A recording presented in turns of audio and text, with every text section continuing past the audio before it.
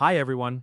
If your pool looks perfect but feels like an ice bath, this kind of heater can either save your swim season or disappoint you if you expect instant hot tub results.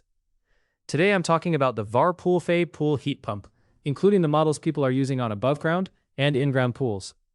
This is the type of product that sounds simple from the outside. Hook it up, set the temperature, and enjoy warmer water. But in real use, there are a few things that matter a lot. Pool size, outside temperature, plumbing setup, flow rate, and whether you're realistic about how fast a heat pump can work. Visually, the unit gives a pretty solid first impression. It's not one of those flimsy-looking pool accessories that feels like it belongs in a temporary setup. The cabinet looks clean, the gray color blends in nicely around pool equipment, and the overall fit and finish feel better than expected. It has built-in handles, which help when moving it into position, although it is still heavy enough that I wouldn't call it effortless. The packaging is also worth mentioning because this kind of equipment can take a beating during shipping. The units I've seen were protected with heavy cardboard and foam padding, and the heater itself looked well protected right out of the box. Installation is one of the stronger points here, especially if you are comfortable doing basic pool plumbing. It comes with PVC adapters, and for a standard setup, it can be connected over a weekend with parts you can usually find at a local hardware store. If you already have a pool pump area with a disconnect panel and accessible plumbing, the process is pretty straightforward. On some above-ground pools, especially Intech-style pools, you may need extra adapters or a little creativity to match the heater to your existing hoses. That's not really unusual with pool equipment, but it is something I'd plan for before starting. One thing I would definitely check during setup is the inlet and outlet connections. There have been cases where the water adapters leaked at first startup because they were not tightened enough from the factory.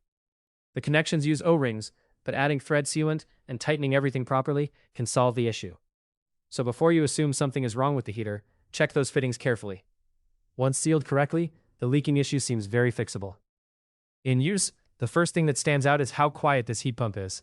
If your pool pump and filter are already running, this unit can almost disappear into the background. The sound is more like a soft fan hum than a loud machine kicking on and off. Compared to the noise of a 1.5 horsepower filter system, it can be hard to hear the heater at all. That makes a big difference if your equipment is near a patio, deck, or seating area. Heating performance is where expectations matter. This is not a gas heater that blasts the pool temperature up extremely fast. It's a heat pump, so it works steadily. For example, a pool going from the mid-70s to the mid-80s in under a full day is very realistic with the right conditions. On a smaller pool starting in the high 50s, it may take a day or two just to get into the upper 60s or around 70, especially if the nights are cold. If you're expecting a 20-degree jump in a few hours during cold weather, this probably is not the right type of heater. But if your goal is to maintain comfortable water and extend the season without the operating cost of gas, it makes a lot more sense. Using a solar cover makes a noticeable difference. Keeping a cover on overnight and during the day when the pool is not being used helps hold the heat in and gives the heater a better chance to keep up. Without a cover, especially in cooler nights or windy conditions, any pool heater has to work harder. With the cover, users have been able to keep water in a comfortable range, like the mid-80s, and in some cases around 88 degrees. For in-ground pools, the heater can also be useful for maintaining temperature rather than making sudden dramatic changes.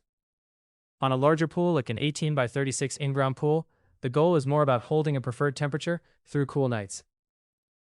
If the pool drops a few degrees overnight, the heater can bring it back up by later in the day. That's the kind of performance that makes it feel like a season extender rather than just a summer accessory.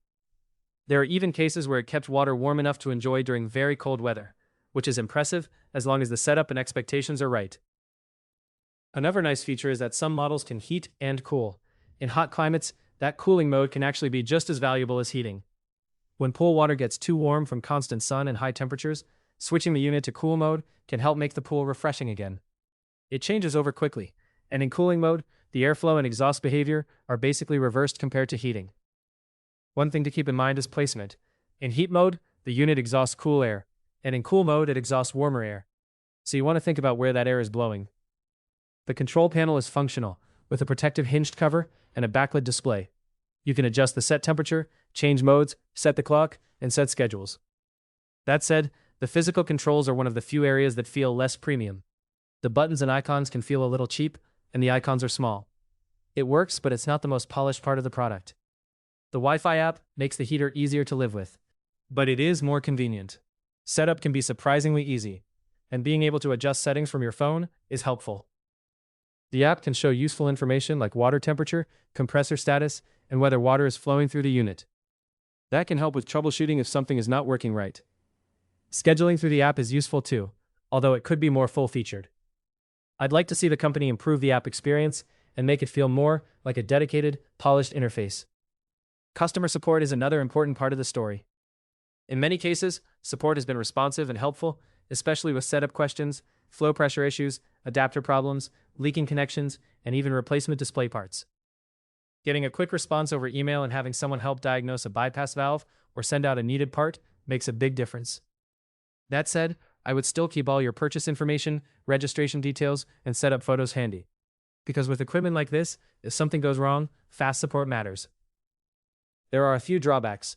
First, this heater may require extra plumbing adapters, depending on your pool. Second, the control panel and app could be better.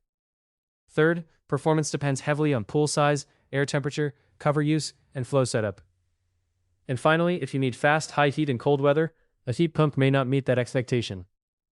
Overall, I think the Whirlpool Pool heat pump makes the most sense for someone who wants quieter operation, reasonable heating performance, and a more economical way to extend pool use.